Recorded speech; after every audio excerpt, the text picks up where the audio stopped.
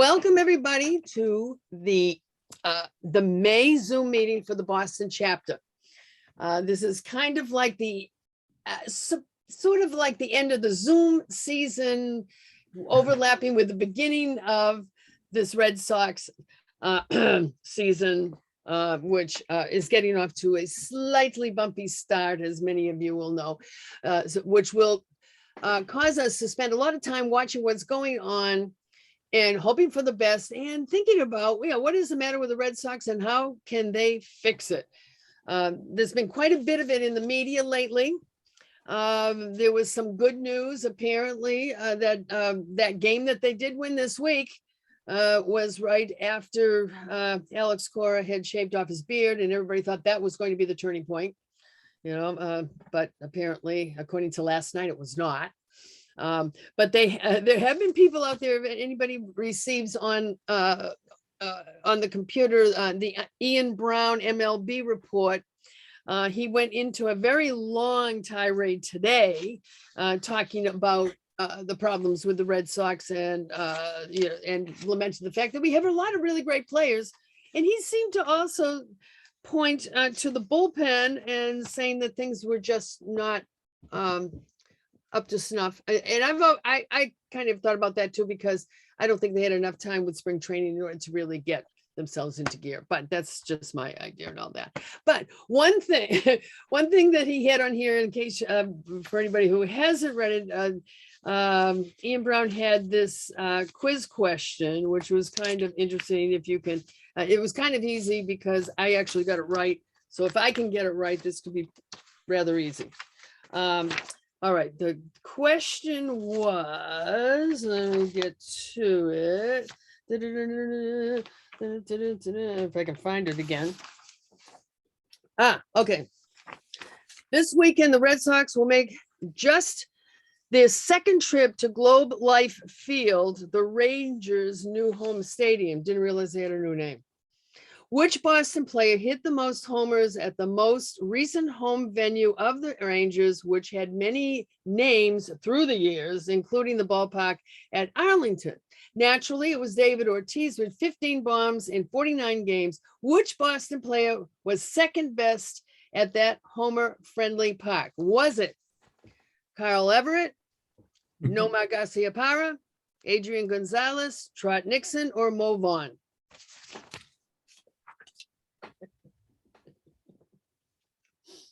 Shall we wait to the very end so everybody can think about it and look it up? Figure out what the big prize is.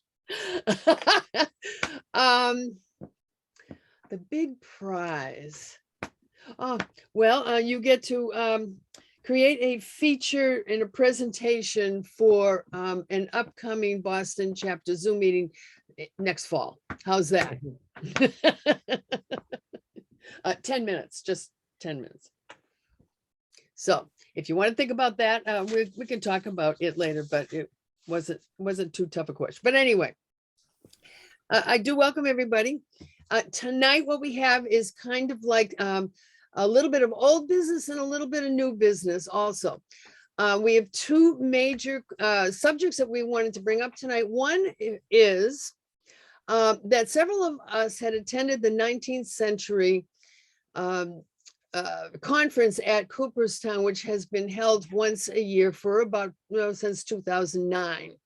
It's called the Fred because it is named, the dedication is for Fred Ivor Campbell, who was a great instigator in the beginning of the program.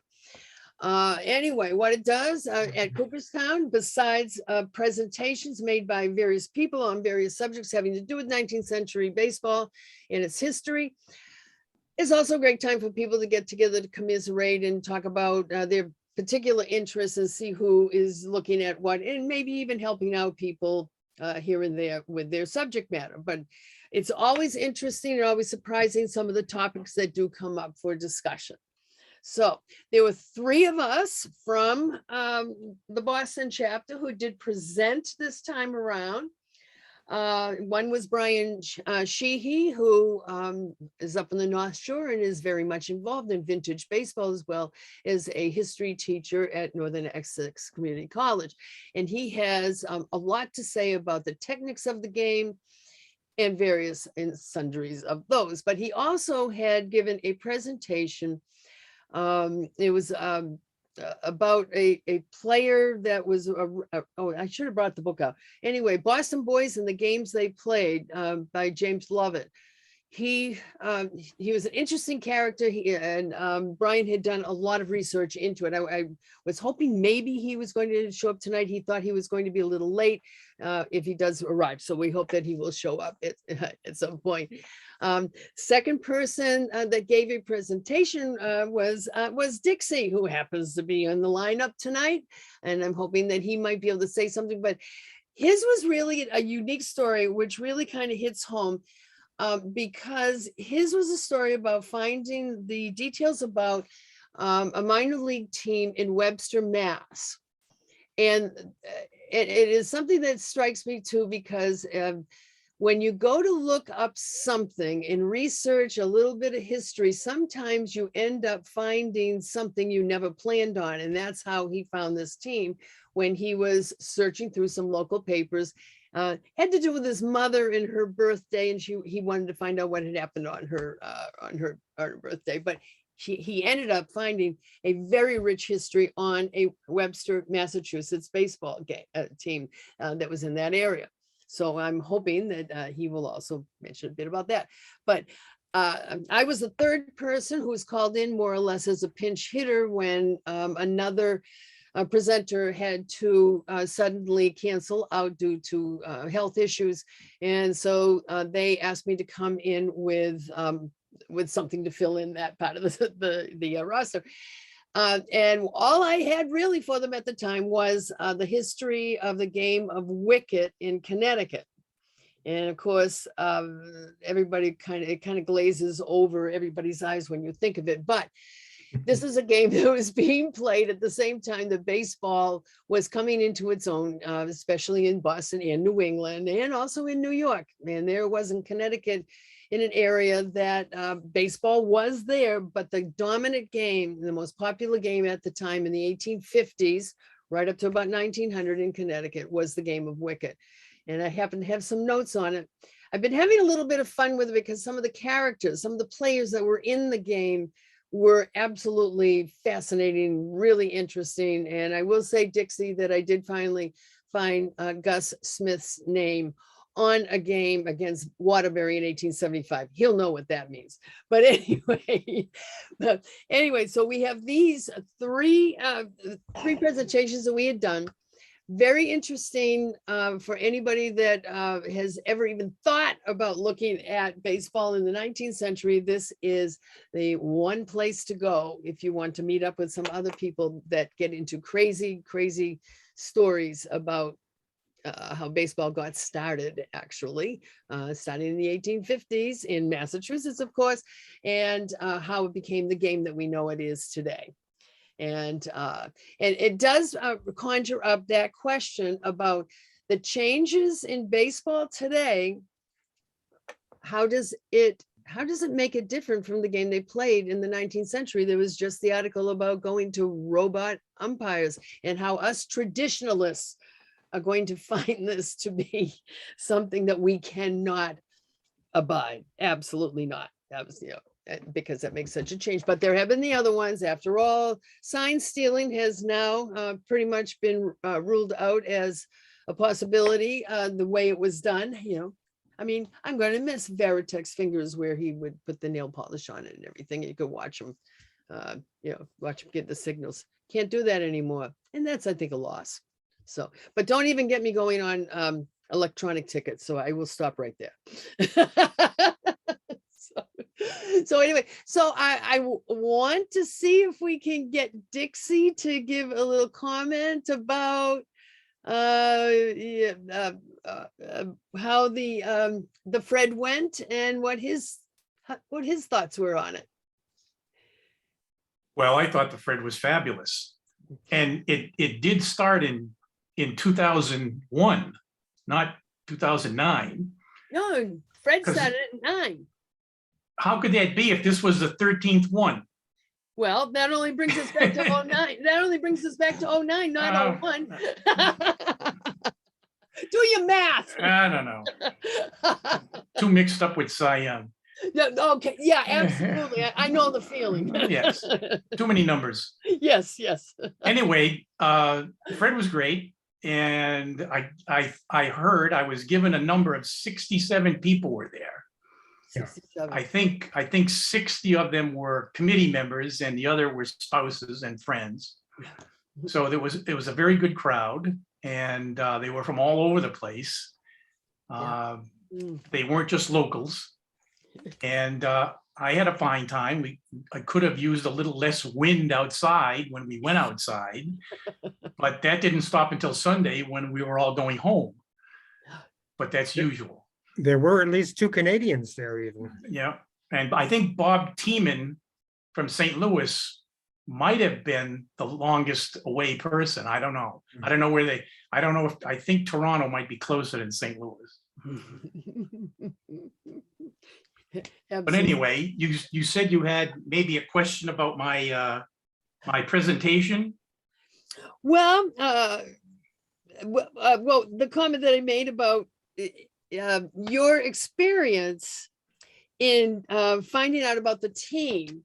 Yes. It's very often how we come across information. We stumble across it when we're looking for something else. Yes. And Yes. and this cross stumbled a long time ago. The thing is that I was also a fill-in, just like you. I was told to be a fill-in like 5 months ago. So I had a little bit more of a heads up than you did, but I'm always also a fill-in.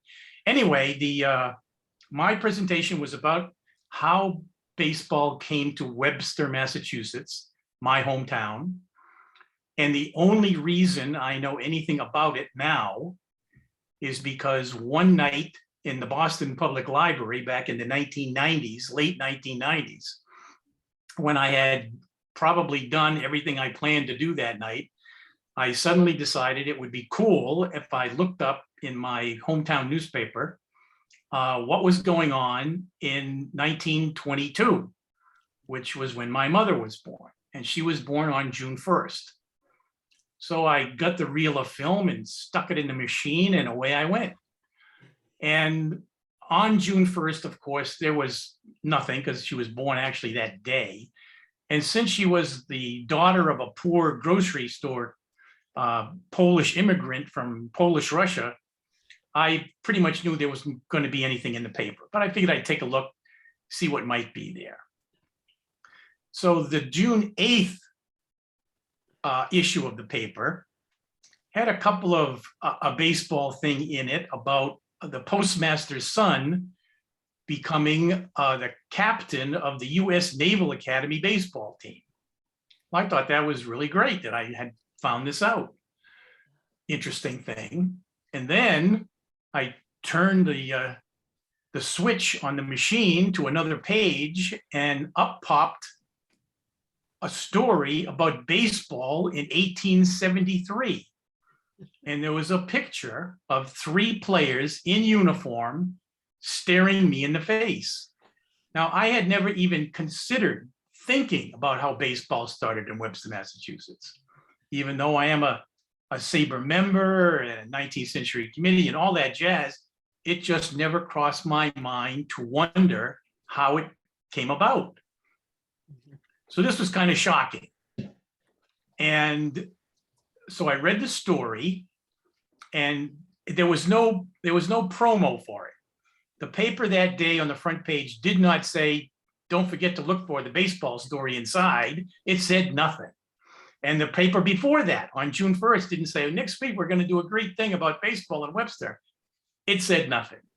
So this was just, if you didn't turn to page 8, you would never know this story was in the paper. So I read the story, and they were touting the anniversary of a great series of games back in 1873 between Webster and Grafton, which is another town in central Massachusetts, maybe 15 miles away. And in 1873, they were the 2 best teams in central Mass, and they were going to have it out on the ball field with much money bet and lots of liquor flowing.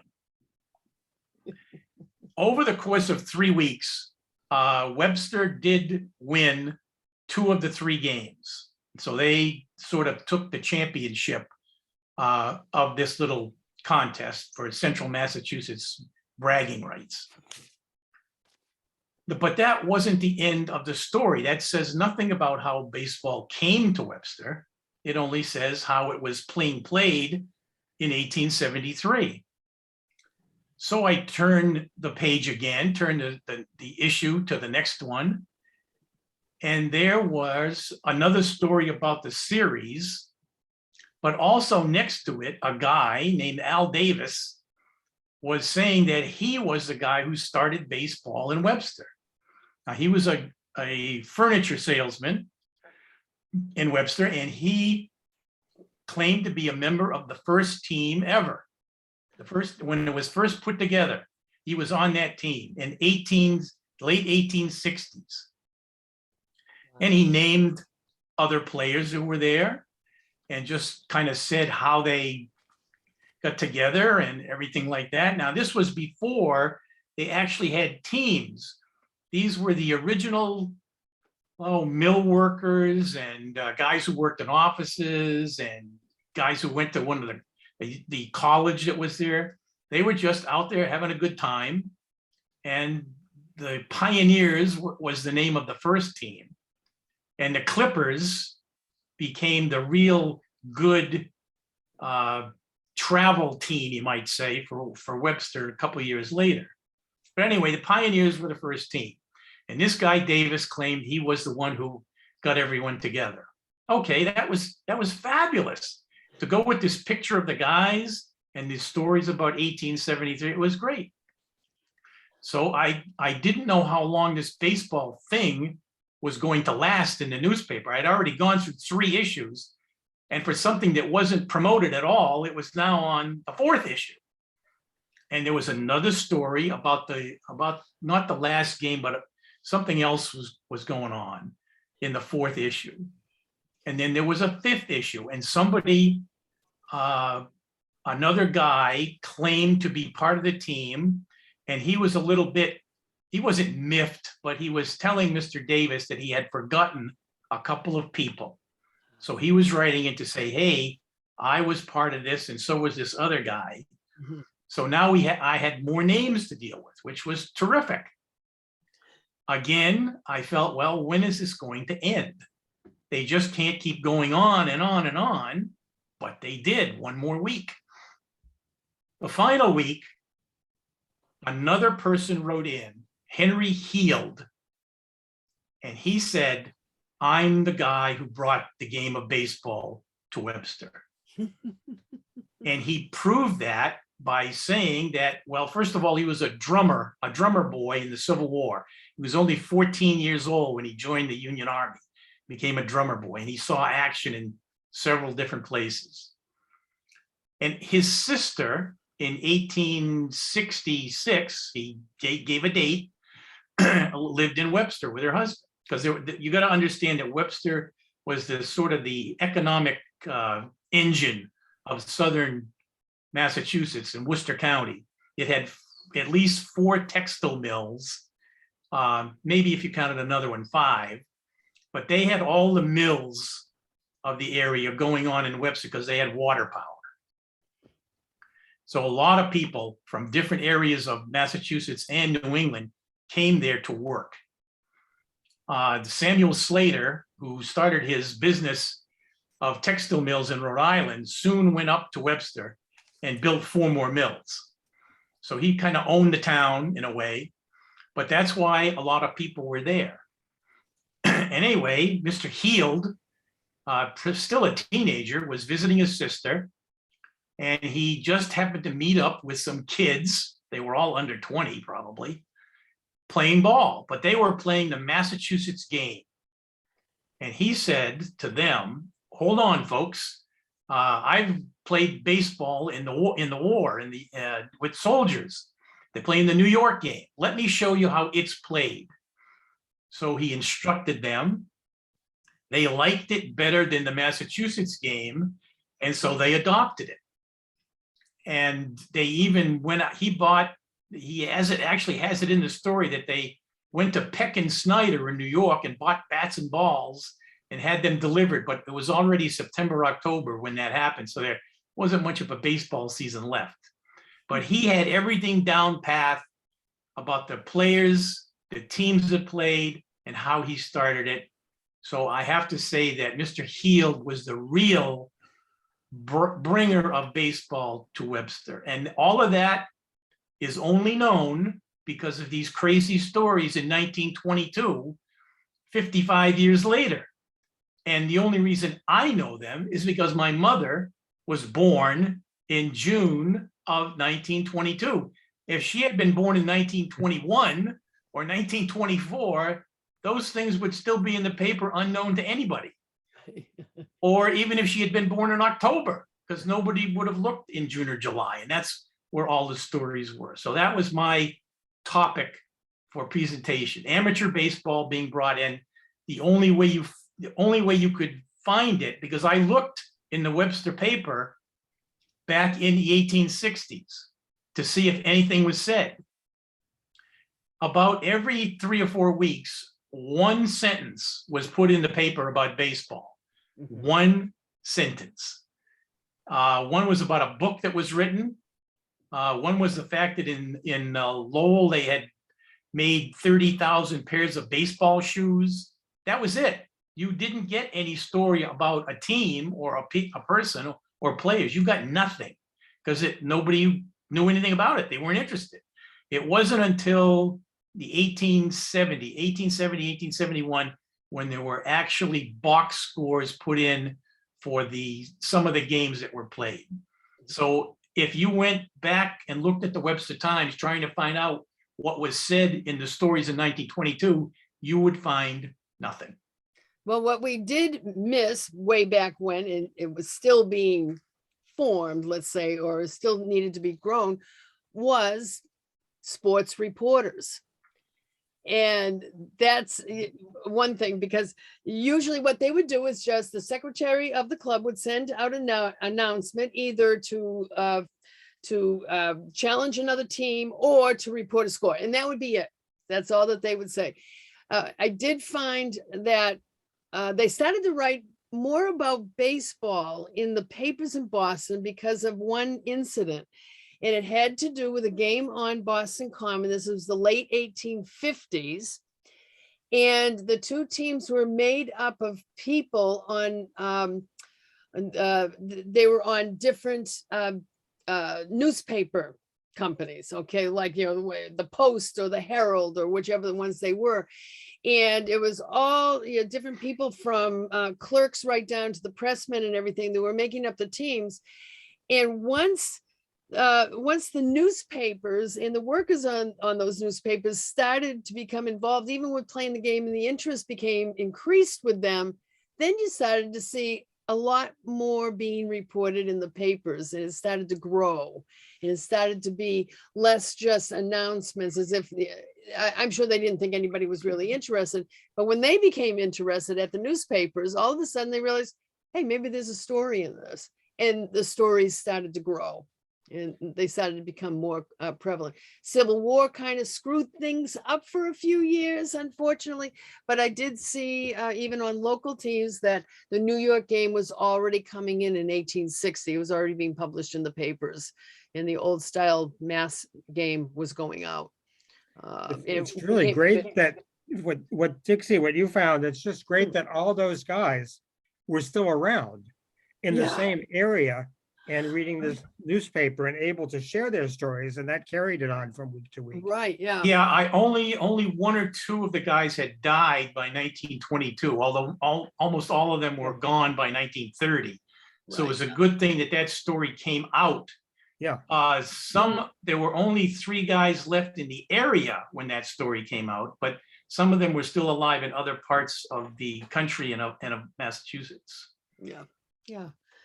Really, that's really interesting. Yeah, it really struck home with me also about looking for one thing, but you come up with something else.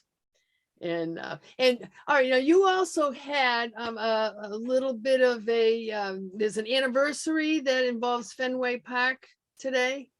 I was watching the ball game on MLB, and suddenly something came up in the corner, a crawl space, that today is the anniversary of the first televised game from Fenway Park in 1948. There you go. And I'm gonna have to look that up. I just wrote a games project piece about that game. It's still in the works. It's being edited right now. I worked with Donna Halper, helped me out with that. She has written the first radio game. But yeah, it's kind of interesting. There was a lot of mention about it.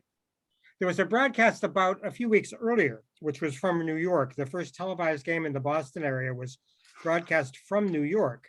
And Tom Yockey, Joe Cronin, and a couple people went and watched it at the Parker House downtown. Again, the Parker House. Yeah, Yeah. from time to time, doesn't it? But then they got it to Boston, and it was you could find it in the newspaper, the newspaper listing, WNIC Channel 7. The listing was, it was something like, 1:30 test pattern, 2:15 New York, Boston Red Sox versus Philadelphia Athletics, 4:30 sports report, 5 o'clock test pattern. And that was the entire day's broadcast schedule. There were about 2,500 sets in the Boston area, greater Boston, up into New Hampshire, because Mrs. Bertie Tebbett's mom in southern New Hampshire actually got a chance to watch the game. About 50% of the sets were in taverns. And so it was a draw for people to come to the local tavern and watch the game. People didn't have them in their houses yet. But there was almost no coverage the next day in the newspaper. Virtually nothing that commented on there being a game, although about 2 weeks later, I think her name was Elizabeth Sullivan, the radio editor of the Boston Globe, wrote a very detailed report on the equipment that was used, how many cameras, where the cameras were positioned, the weight of the lenses that they used and why they used these lenses. It was incredibly informative and detailed for a coverage that was hardly mentioned otherwise. One would think maybe that the powers that be wouldn't have liked the game being televised, but they'd already gone through this with radio.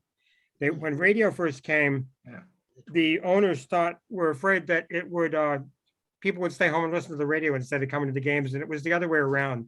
People heard it on the radio and then they wanted to go see the games in person. And the same thing was their approach towards television at the beginning. Let's promote it. They didn't even charge for the first year to have, it was basically donated for free so that they could build up an audience.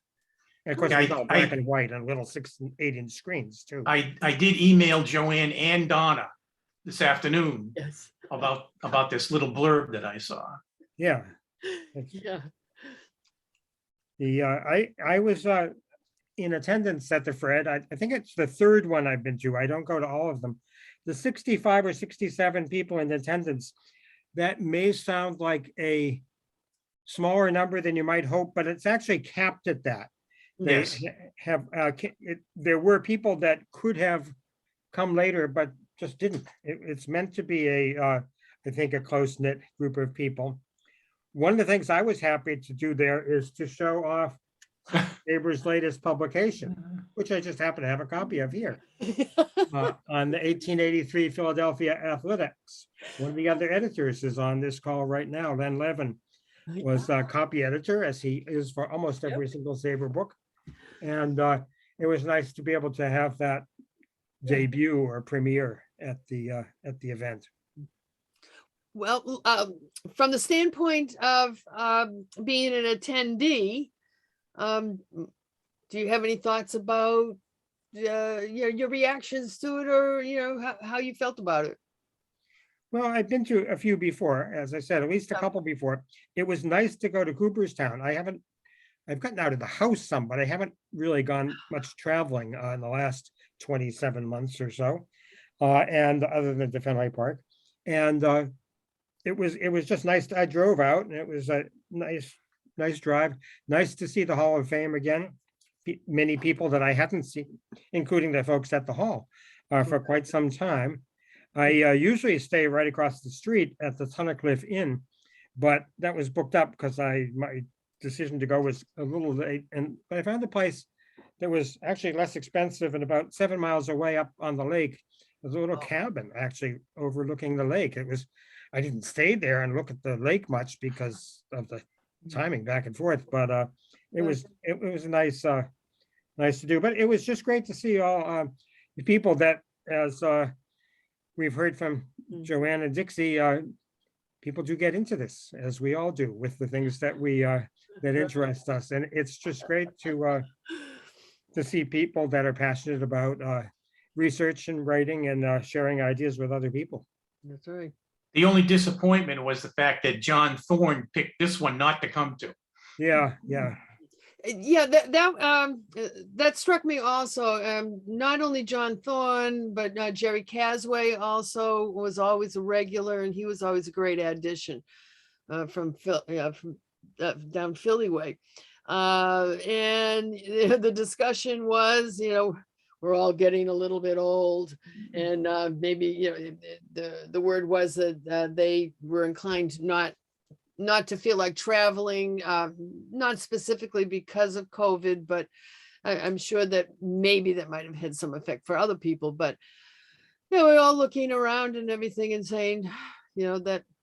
Well, one thing that did bring to mind on that, when we were discussing about all of us becoming old and old, there was a young man that did attend, and we were sitting there during one of the breaks and everything, and we were telling him about how essential he was, and make sure you come to all these meetings because we have to pass all of this off to someone. and he was the only one that looked as though he was probably about, 2021, a college student and everything. But I said, we have all this great information that we're working at, and we really need to have somebody to pass it along to. And so I hope we inspired him on that. But it's a great time. It's not only just all of the presentations, which are great, and it's a wide variety, everything from West Coast. It was we had North Dakota, and we've had all the way, lots in Canada. Hey, Joanne, guess who just joined? Peter Mancuso. Aha! we could probably throw a few things his way. Well,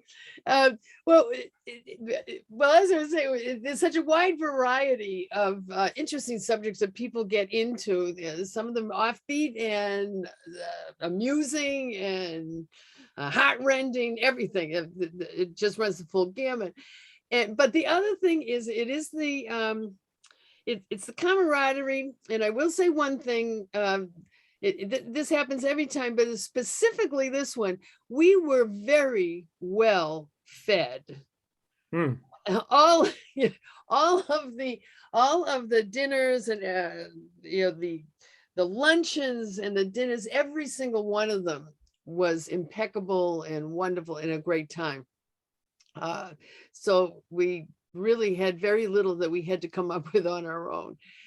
But it is a wonderful place to visit, especially at that time of the year, just as things are getting going. There was a little bit of a snow pile right outside the Hall of Fame, so they did have a little winter still left, but that was pretty well gone by the time we left. Other things besides the Hall of Fame, of course, all the other museums, and I will say that when I do go, I always make a pilgrimage up behind the Hall of Fame to go pay my respects to James Fenimore Cooper. So who just happens to be resting comfortably just one block behind the Hall of Fame. And I bring a little book that's written about the history of Cooperstown. It was written in the 1920s, and the book is really hilarious. It is just a vintage little book, and that's what I spend my time doing on the off hours.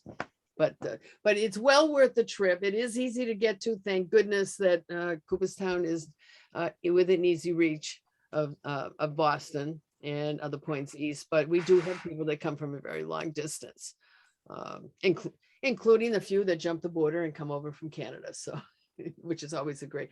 That's another person that we missed also this year, Bill Humber, who usually attends also, and he can take what seems to be the most boring subject, and you are enthralled through the whole thing. It's just his presentation, the way that he just expresses it it's just really inspiring to watch him do that. And he's also a member of the Canadian Baseball Hall of Fame.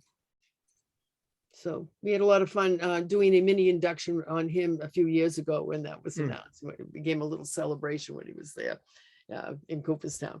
So it is really great. But well, I'm wondering if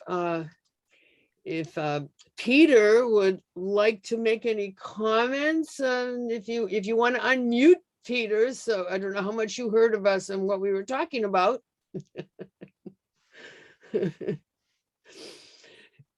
He might not want to. Yeah. Well, anyway, Peter, if you do have, no, he just okay, unmuted.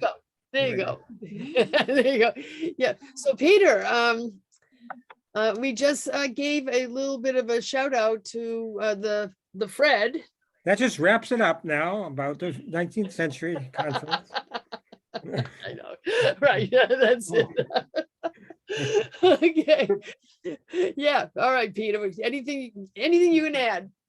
Yes, I could just add that I have a sidekick that's another bat boy. He and I, Bob Bailey and I, Bob Bailey, yeah. we handed the bats to all of the presenters, and they hit all the home runs. And Dixie was there to take his photographs as usual. Thank you again, Dixie. I appreciate that so much. Yeah. And it was great, I guess, to be together again. It was a social element that was, hard to replicate. Yeah. On Zoom. Yes. Although this is doing fine. Yeah. Right. Great. There was a project, maybe you could just mention it, Peter, about how the people that were there helped donate some money for a digitization project. Yes, that was really interesting. What happened was, Alma Ivor Campbell, who I'm in contact with once in a while, and just after Christmas, I guess, and we must have got our card, and then she called or emailed, and she kind of explained, I think she called, and then she explained that she had given up her SABR membership. So, and I didn't want to be in the business of trying to talk her back into it. She's living in Minnesota. And of course, Alma Ivor Campbell, if you don't know, is Fred's widow, Frederick Ivor Campbell. And the conference, of course, is named for Frederick Ivor Campbell. It's the Fred. Yeah. And what happened was we were trying to think of a way to kind of, without seeming too, like it was not something that was charitable, but we were trying to think of a way that we could somehow honor both Alma and Fred, and Bob Bailey came up with the idea of maybe there's something at the Hall of Fame we can do. And I wasn't sure about how to go about that because Frederick Ivor Campbell, of course, its venue has been since the start of the Hall of Fame.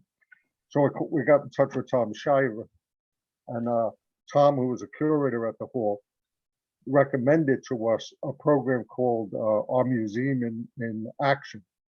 And what this does is it's in the preservation area where they're going into their archive, places that are not normally visible to the public, such as their photographic section, which is huge. And what they're doing is they're digitizing their photos, for example. So what we thought was, well, maybe we could make some kind of a contribution on behalf of Alma Ivor Campbell in memory of Fred Ivor Campbell. And we found out, and one of the things that Alma said to me when we were talking on the phone was that how much she misses her Rhode Island and all her friends there. So, Yeah. and we managed to find out from the curators there and the guys doing the preservation themselves that there was a folder with about 18 photographs of 19th century Providence, Rhode Island teams. And what we did was we raised money more than we needed to do just those 18 photos. And what we agreed on with them, with the Hall of Fame and that department, was that the balance of the money collected, which was several hundred dollars beyond what we were looking to raise, would then go to other 19th century baseball photo preservation. So it all worked out pretty nice, and great people to work with. Cassidy Lent is Jim She's a Gates. saint. Don't use the word saint. Saint. That's the word. You got it, Dixie. She's a saint.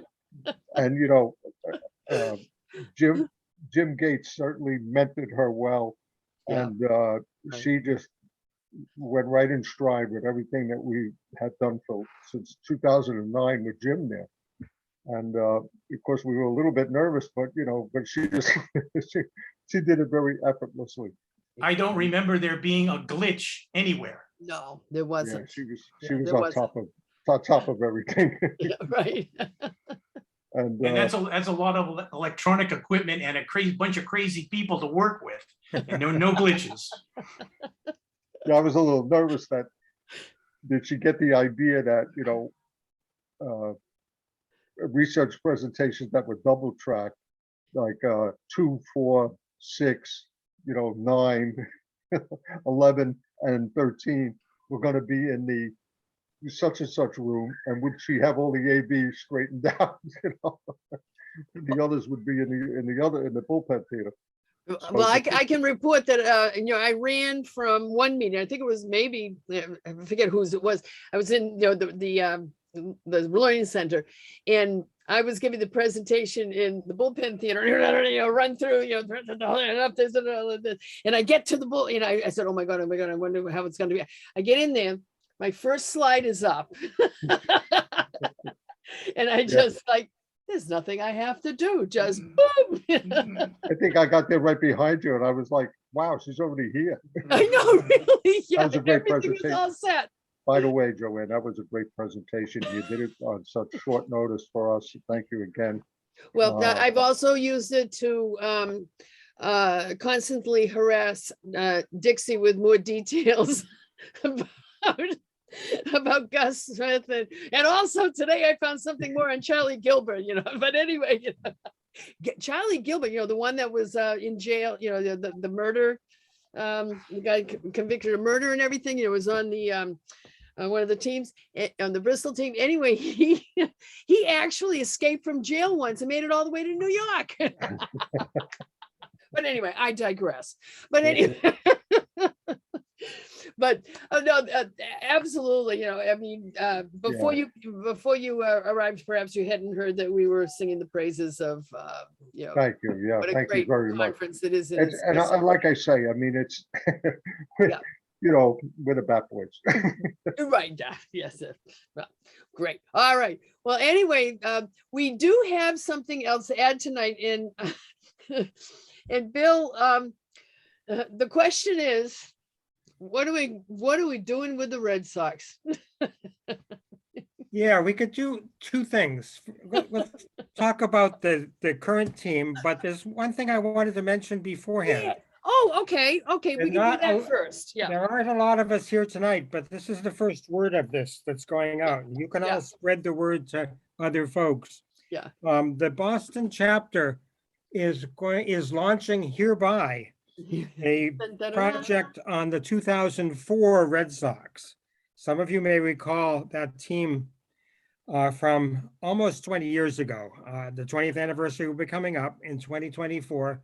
It had a notable accomplishment. It took it 86 years to bring a World Series back to Boston, but it'll be the 20th anniversary year. So we're going to try to put together a book, as we have with several other teams, the 1883 Philadelphia Athletics, for instance, but also the 1995 Atlanta Braves, not that long ago. That book came out, and some other teams. It would be a book of biographies of everybody that was on that team. There's more than 50 of them when you count the coaches and all.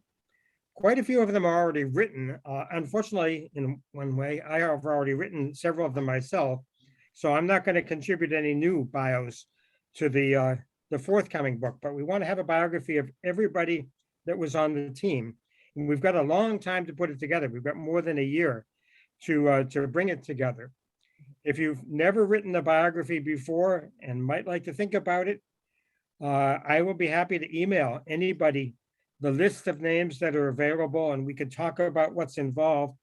You kind of know what it's like because you've most likely read some of the biographies that are already on the 5,000 some biographies on the Bio Project site.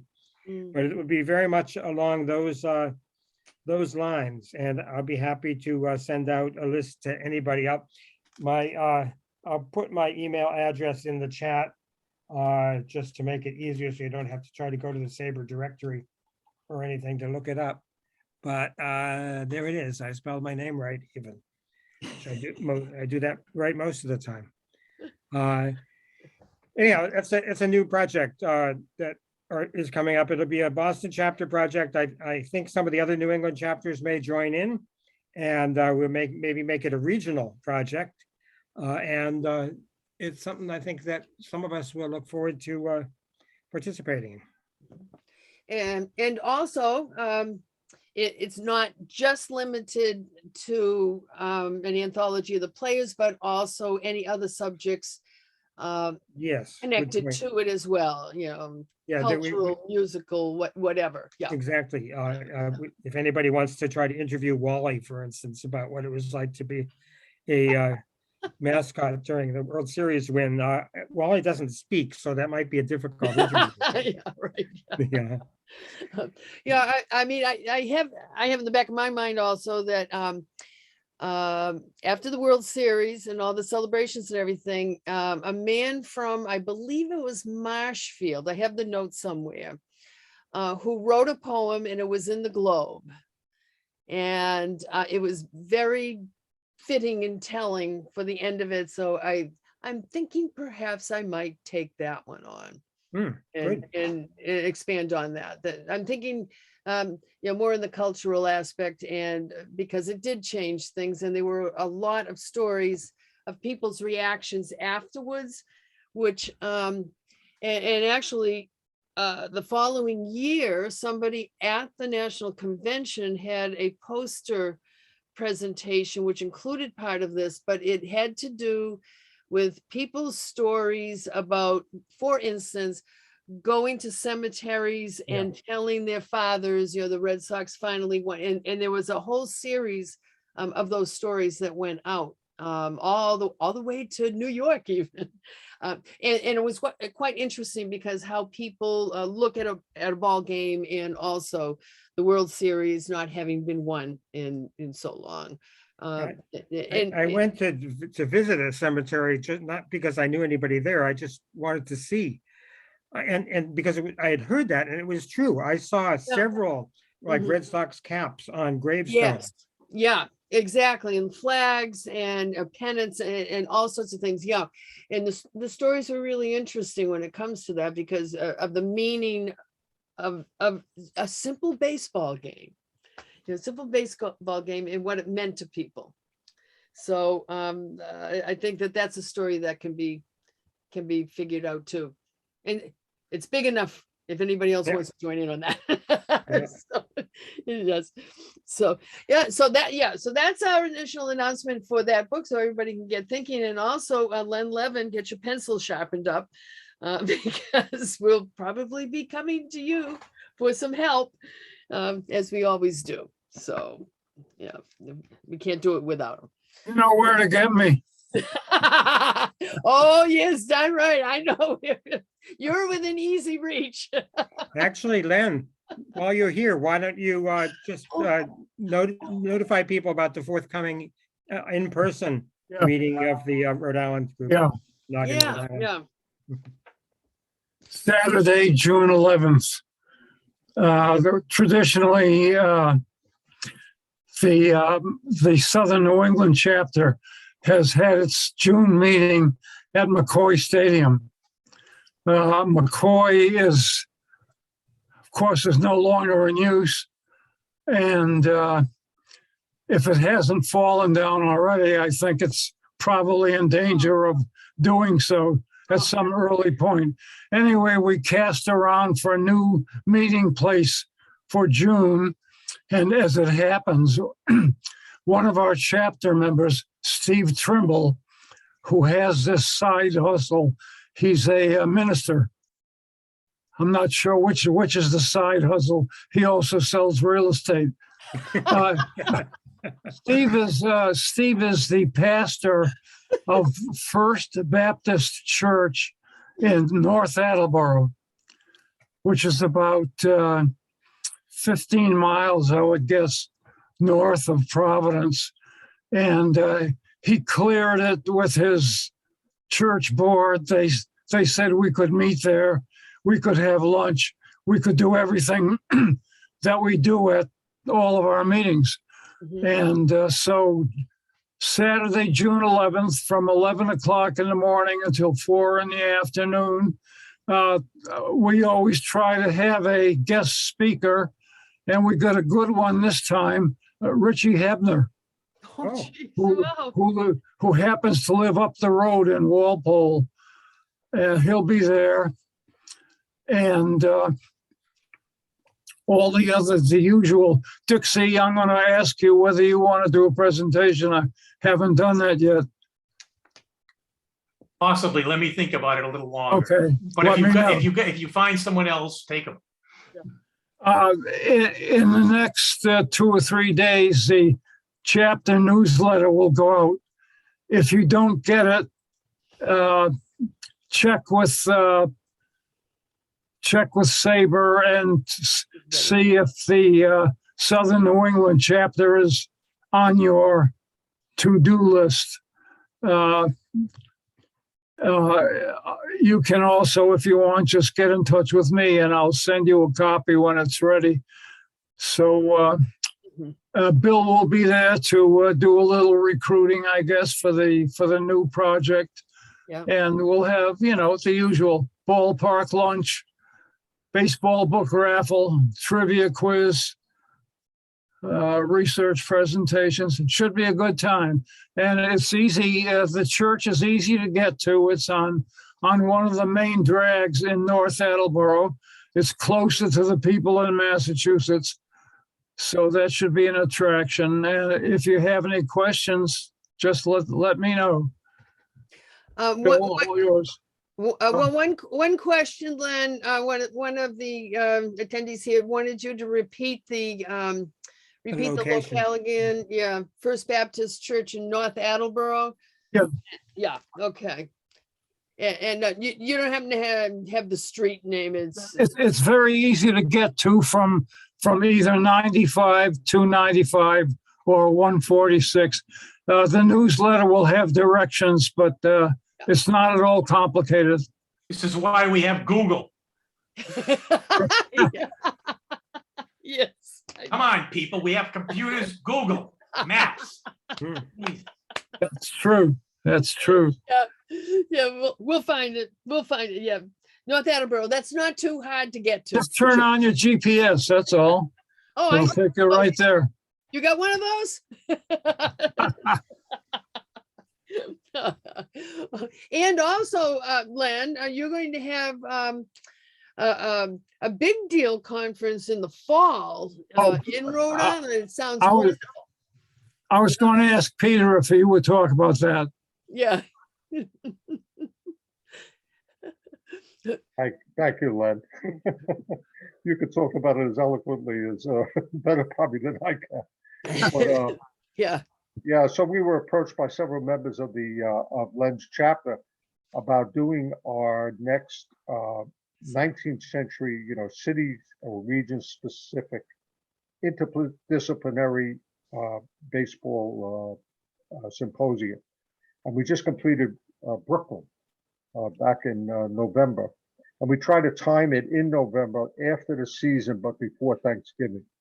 So it'll be on Saturday, November the 12th in Rhode Island College in Providence.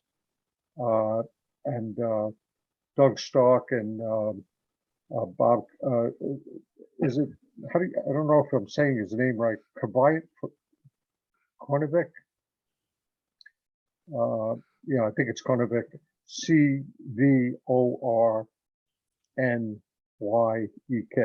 Oh, wow. Oh, Oh, no wonder. Oh, No wonder. Never sure how to pronounce that. If Len doesn't know, nobody knows.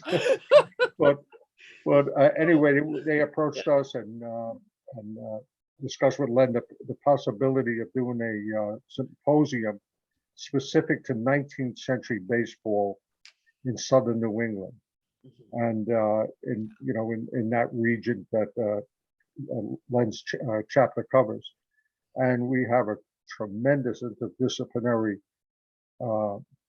symposium assembled, including someone from Brown University, someone from RISD, Rhode Island School of Design, someone from the keynote speaker from the Rhode Island Historical Society, an executive director, and a few others. Ed Acorn set us off with a little bit about Hoss Radburn, who, of course, I know from a different perspective.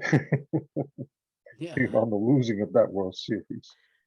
But it was, so we have a great program lined up and about 4 other presenters that'll be talking about all aspects of 19th century baseball in that region of southern New England. And I contributed one person to there. I recommended one person who they did manage to get, Lauren Tuskula, who is an Amherst graduate. Oh, yeah. Also, yeah, you remember her, Joanne? Yes, I remember her. Yes. And she was a presenter at the Fred a few years ago. Mhm. And it's right in that area. She talked about the Blackstone Valley, the 19th century, and Frank Bancroft. So it was one of my heroes, I figure. Yeah. But anyway, it's a great program. And Doug and Bob were able to secure Rhode Island College as the venue, which is in Providence. Yes. So it looks very good. It looks very promising.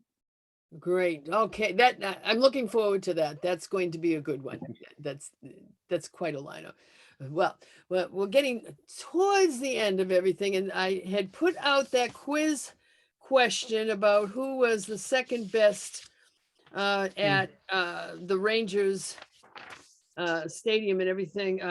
If you would like, I can repeat the names as to yeah, okay. All right, the names. And this was for, who let's see. I'll read it again. All right. This weekend, the Red Sox will make its their second trip to Globe Life Field, the Rangers' new home stadium. Which Boston player hit the most homers at the most recent home venue of the Rangers, which had many names through the years, including the ballpark in Arlington? Naturally, it was David Ortiz with 15 bombs in 49 games. Which Boston player was second best at that homer-friendly park? Was it Carl Everett, Nomar Garcia-Parra, Adrian Gonzalez, Trot Nixon, or Mo Vaughn? I'll take Mo. Okay, you go with Mo. Who else? part of the question would be, was this as a Red Sox player hit this many home runs? Well, the thing is, I'm Because going somebody to like Adrian assume Gonzalez was not with the Red Sox for very Right. long. Well, that's right. Yeah. I am assuming that they mean as Red Sox That's players. what it seems like.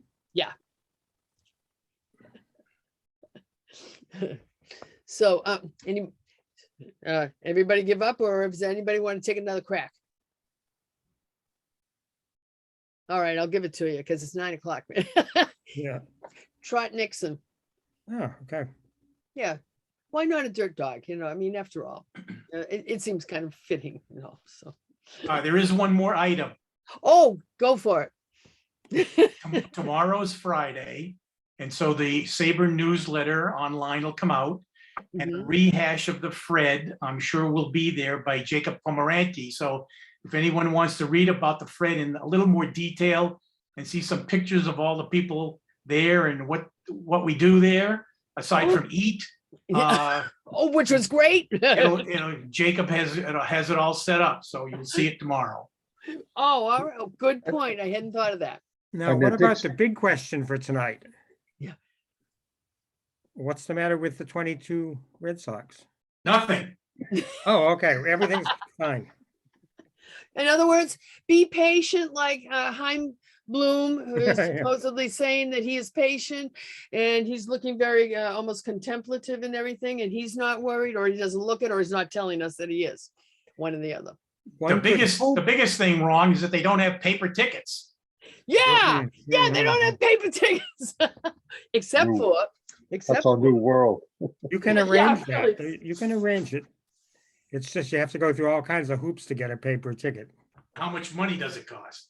Some teams are charging oh, like well, $13 for you to get a souvenir ticket. If you go to a no-hitter, for instance, Yeah. and you want a ticket, you have to order it from them and they'll send it to you in the mail a few weeks later. It's like, oh. This is called extortion in most Yeah. places. right. Well, the way I did it was that I just looked like a woman in distress because I couldn't get it to work on my iPhone, you know, I mean, there's something wrong with it. And anyway, so I got there and of course I couldn't get it working. So, oh my God. So they sent me up to the ticket office and I got my opening day ticket just like that. So I don't know if I'm giving away hints, but The squeaky wheel gets the grease. well, now the point is that I have spoken to a couple of people who do not have phones that would accommodate the electronic ticket. There are does people that like mean- that aside from me. There are actually people, and one of them is a member of our fine group here and everything, not present right now, because I don't think he has a computer either, but no. But the thing is, he said, no, I don't have a phone that I can do that on. I mean, how am I supposed to go to a baseball game? Does that mean that I can't go to a baseball game unless I have a smartphone? You know, I think it's outrageous. Oh, it's past outrageous, long time ago. It is, yeah. I'm Well, gonna I see how have- long I can get away with it. Yeah, I had that happen once last year when my phone suddenly became waterlogged in a rainstorm and it didn't work. Yeah, oh, what did you do? I just went up to the gate and they said, go into the box office and your account number, your seat location, and they printed the tickets out There you go. and I could. Okay. get there. So, All right. There is always this year and last year, there's a person outside gate E that can take care of people like that. A Red Sox employee is there to try to help people out. Peter, Pardon? Peter Fahey. Peter was it most of the time. He wasn't there. I looked the other day and he wasn't there at the time, but it had been him before. Well, the man at the box office, which I went to, and I was telling him all about it, this is just, you know, says, don't worry. If it happens again, just come back and see me. I'll take care of you. You're damn right. You're gonna every time you're gonna do that. Darn right. This phone is never gonna work. Peter Mancuso, I have to ask you this question. Were you surprised at all by the outpouring of financial gifts you received at the Fred? Yeah, well, you know, it was very impressive. I mean, we collected over $500 and that was asking people for $5. Yeah. Yeah, that's We had to right. figure it out that maybe like for $2 or $3 a person would have covered it. But we Yeah. ended up with far in excess of that. So, so about I think it was 154 or something, $154 to cover the first 18 images of the Rhode Island, you know, Rhode Island teams, 19th century Rhode Island, Providence teams. And then we went to that excess amount. So it was five something. So it was about $300 and something that'll then be utilized for all 19th century images. And by the way, once they digitize those images, they become available to any member of the Hall of Fame, you know, ordinary member Mhm. who is access to the website. Mm. So they'll be posting those images on the website. So that's, you know, when they say our museum in action, you know, really is a good upgrade. I mean, you know, it's a valuable resource, I imagine. Oh, yeah, absolutely. Absolutely. Well, Now, there is a benefit if the Red Sox finish in last place. They have a history the last decade or so of finishing last one year and then having tremendous success the following year.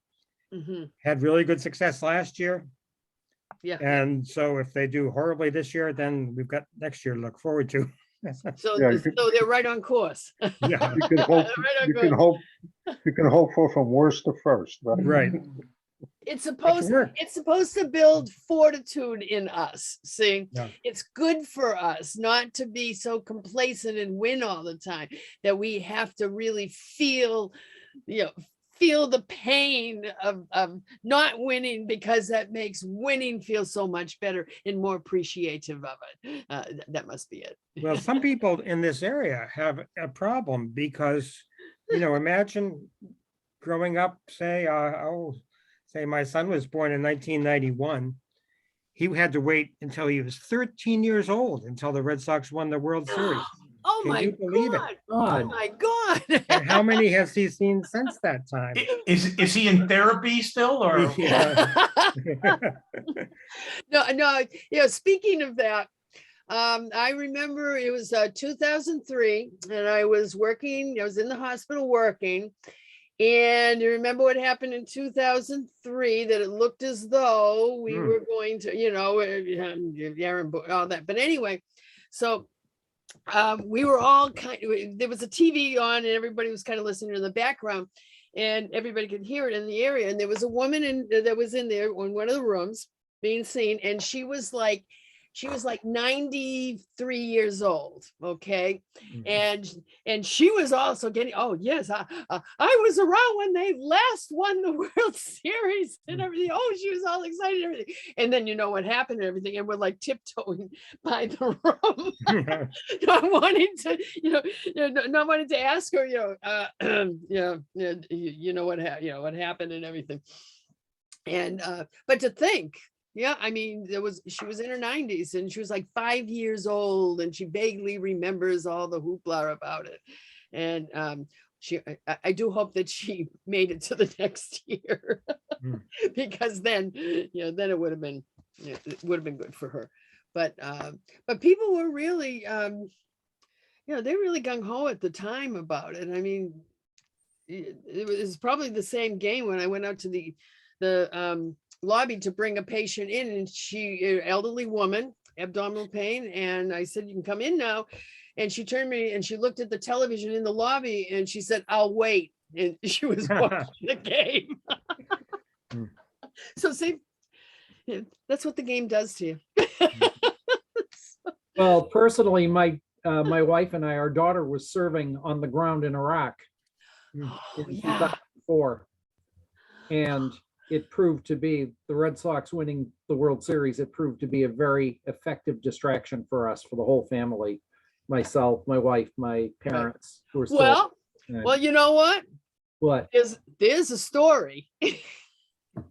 Yeah, about it. for the book. Yeah, there's a story These for don't having have to be 2,000 word stories. It could be a 250 word capsule. between your family. I mean, your daughter in Iraq, get her side of the story too. What it was like.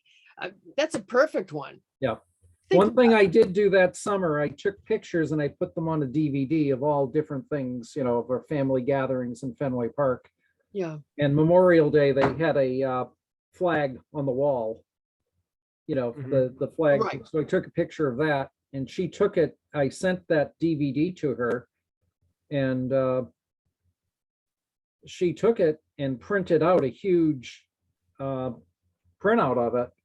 And it was hanging in the dining hall in Baghdad in the green zone. And You really, seriously, you really should think about it. This is the kinds of stories that really, really add to the history. And when she came home, Major General Chiarelli gave me a VIP pass at Fort Hood because he saw the Red Sox hat. And he knew, oh, that's got to be Captain Caleri's dad. All right, we're gonna hold All right, you. Bill, you got me. Okay. You've got, all right, we've got you. All right, Bill. we're gonna remember where you are. No, that's a perfect story. That is perfect. So we're not gonna let you get away without doing that one. All right. I did mention that I would let you know about my visit to Fenway Park last night. It was kind of fun. There's a book being put together about Spanish language broadcasting. It's for all of baseball. And so I volunteered to write a chapter on the Red Sox. And I wrote about Uri Berenguer and his long history coming to Boston as a young cancer patient, as a child from Panama.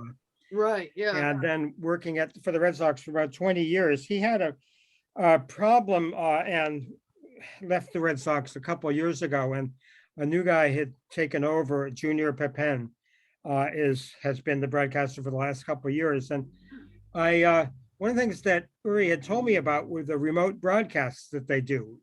Anytime you watch a game on NESN, for instance, it says if you want to hear it in Spanish, click on the SAP button on your television set. Well, I never have, but until 2 nights ago, I decided to do it. And I listened to the broadcast. I don't know what they were saying most of the time because I took French in school, but it was interesting to watch how they did it. And I had just interviewed him, Junior, a little bit beforehand too, about how it works. They do the broadcasts when their team is on the road from Fenway Park. The same booth, a little tiny booth next to the press box on the 5th floor. And just 2 of them in there, the announcer or the broadcaster and an engineer. And they watch the NESN broadcast on a computer screen, just like many of us have in front of us right now. And he watches the television and narrates the game. Ooh. As many of us saw, the entire broadcast was that way in 2020. And for some of 2021, but it just was interesting to me that there would be 2 people sitting in Fenway Park, all by themselves, perhaps. The security guard at the gate and a couple people there, and the rest of the park maybe empty and dead. And I thought that would be a fascinating thing to try to do. So I said, I'm going to come see you last night. I went to visit him, and there were a lot more people actually in the park last night, as it happens, because Northeastern University is having graduation there tomorrow. And so they were building a stage. It was very disappointing to me. They had half the lights on. I thought I wanted to see him broadcasting in the dark, in effect, with one light on in that booth. And maybe I'll have my chance later this summer sometime. But it was still interesting to see him up there. One other guy, the guard let me in. I took the elevator up, and there was nobody around. And I didn't want to sit with him and bother him during the broadcast. I took a couple pictures and saw how it worked. And then I thought, well, I'll just go out and sit outside and watch the little game day thing on my phone. Yeah. But I looked out the window and I saw this little flickering way out on the SAM deck over the right field grandstand. And it looked like there was a television. So I walked out there, and yes, for some reason, there was one television set that was on. There was no audio, but I sat, there was a couch sitting out there, and it's some kind of a semi-luxury bar or something like that. So I just sat on the couch and watched most of the game silently in a little bit of wind, a little bit of cold. And then I went back in the 7th inning and visited him and took some more pictures. It was just disappointing though, because I wanted it to be completely dark. I wanted to be the only 4 people in the entire park, and yet there were maybe 30 or so. But it was still, I mean, you could still wander around and look into places and stuff like that. It almost like, well, if they weren't constructing that stage, it would have been. Yeah, I know. I've been to a few functions at Fenway Park at night when there isn't anybody down below on the field and everything, and it is kind of an eerie thing. Yeah. When it's really dark, and it is kind of fun to walk out there and just take a look around while it's empty. I did once many years ago, maybe almost 15 or so years ago. It was more than that. I did a book called Fenway Lives that was about the people that work in and around the park. And one of the people I interviewed was on the night cleaning crew. So one night I stayed after a game and watched how they cleaned the park afterwards, and did an interview with a couple of the cleaning crew people about what their experience was like. It's, I stayed till a couple hours and then I went home and I thought, I could have just stayed. Yeah. Maybe I'll stay all night sometime, go back and do it again. So I talked to Rob Nyer, who was he was in Boston that year, and he went to every single game and wrote a book about it. And I said, Rob, let's just do this at some point. And so we did. We it was like a June night, so it was warm. And it was, because I didn't want to freeze out there. And I brought a toothbrush and came to the park, and the two of us just stayed all night. We went and said hi to the night cleaning crew. We went and sat in the bullpen. We went and sat in the dugout. We walked around under the stands where they keep all the paint, room and for the paint things that need to get painted. And there was just nobody around watching us, and we didn't, do anything bad. But we saw some rats come running across the field at one point. It was kind of interesting. Something about they started about 11 o'clock, the cleaning crew, whenever the game was over and the fans had left. And so there were these blowers that were blowing all the peanut shells and popcorn and stuff down so they could sweep it all up. And they all took a break at something like 2:45 or 3 o'clock in the morning. And suddenly the park was quiet. Most of the lights were out. And this whole flock of pigeons came into the bleachers. And just knew they were waiting for the noise, and they came in and started eating peanut shells or whatever they were eating. And then 15 minutes later, after the break was over, and so about 4 o'clock, I guess, I went to the security booth to go see if there was a guy in there watching a movie on a little TV that he had. He was startled to see us there because he didn't know we were in the park. And I just said, well, doing an interview and this and that and stuff like that. And, so he told us what it was like to sit there all night. We stayed till 7 a.m. And when the sun came up and the shift changed, we said, time to go home and see if we can get some sleep. And it was a different kind of experience for sure. So I've got this image now that you've got, the rat running across the field, the pigeons in the bleachers. And it's like, the animal kingdom taking over the park after a wildlife dark. Sanctuary. Yeah. Or was that rat that was running across the field? Was that the ghost of Pinky Higgins? It might have been. Yeah. Think about it. Yeah. And a bunch of royal rooters out in the bleachers. Now are pigeons, they used to make a lot of noise. I've often thought about all the stories that you hear about, was it Ellis Kinder on the mound when a seagull flew over and dropped a fish on him. Yeah. There was that one, and there's the cat ones, and and all that. But for years, there were two mourning doves that would sit on the guide wire that went from Pesky Pole over to the upper deck. And the two birds would sit up there even during the games, which I thought was really odd because I think that the birds would go away. The best picture I have, though, on the wildlife is it was several years ago. It was back during the A-Rod years.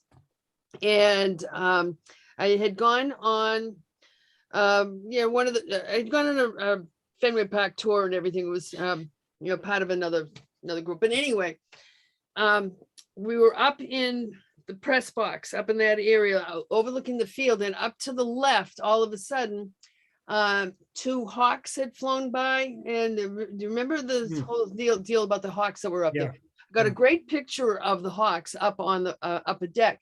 Well, 2 days later, there was a school group from New York that came in for the tour at Fenway. And one of those hawks flew down and apparently scratched or pecked the forehead of one of the girls that was in that group. And her name, if somebody remembers it, it was, her last name was Rodriguez. And her first name was Angela. I think it was Angela Rodriguez, A-Rod. And everybody thought that was rather an ironic thing. But I guess they finally had to chase those nesting hawks that were up there, off of the top of Fenway Park. But I got a good picture of them anyway. But there are a lot of animals going around. Oh, man.